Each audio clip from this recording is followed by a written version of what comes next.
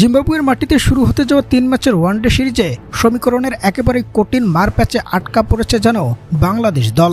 একদিকে ওদের সামনে সুবর্ণ সুযোগ ইংল্যান্ড ও আফগানিস্তানের মতো দলগুলোকে কাঁদিয়ে র্যাঙ্কিংয়ের সবার উপরে জায়গাটা নিশ্চিত করার, অন্যদিকে আবার টাইগাররা হারলেই ধুলোয় মিশে যাবে ওদের 2027 ওয়ানডে বিশ্বকাপের সব সমীকরণ। প্রদর্শক আইসিসির নিয়ম অনুযায়ী র্যাঙ্কিংয়ের তলানিতে থাকা দলের বিপক্ষে সিরিজ খেলে যেমন জিতলে তুলনামূলক কম রেটিং পয়েন্ট পাওয়া যায়, ঠিক তেমনই হারলে বেশ বড় একটা অবনতির মুখ দেখতে হয় দলগুলোকে। যেখানে আইসিসির ওয়ানডে টিম র্যাঙ্কিংয়ে বর্তমানে বাংলাদেশের অবস্থান 9তম, ওদের রেটিং পয়েন্টটা 87 ঘরে। অন্যদিকে জিম্বাবুয়ে বর্তমানে আছে তালিকার 12তম স্থানে, ওদের রেটিং পয়েন্টটা 53।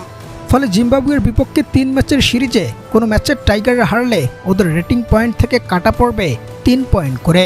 অন্যদিকে আবার বাংলাদেশ জিম্বাবুয়েকে হোয়াইট ওয়াশ করতে পারলে টাইগারদের 87 রেটিং পয়েন্টের সাথে যোগ হবে অতিরিক্ত মোটে 6টি পয়েন্ট। আর এই 6 পয়েন্ট নিয়ে ওরা শুধু র্যাঙ্কিংয়ে শক্তিশালী ইংল্যান্ডকেই কাঁদাতে পারবে না, বরং টাইগাররা তলানিতে ফেলে দিতে পারবে রশিদ খানের অহংকার আফগানিস্তানকেও। কারণ সিরিজটাতে বাংলাদেশ 3 ম্যাচের 3টাতেই জিততে পারলে ওদের রেটিং পয়েন্ট হবে 93।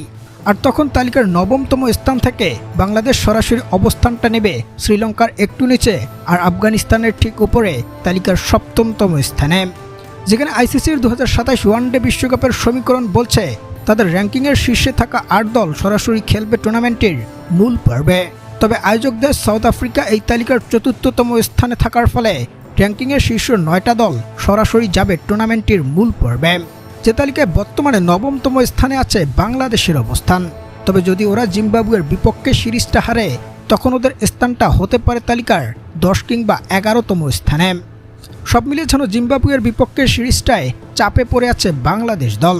প্রদর্শক টাইগারদের সম্প্রতি ওয়ানডেতে যে পারফরমেন্স, ঘরের মাঠে মাইটি অস্ট্রেলিয়া কিংবা শক্তিশালী পাকিস্তান কেউ এসে পাত্তাটা মিলাতেই পারেনি।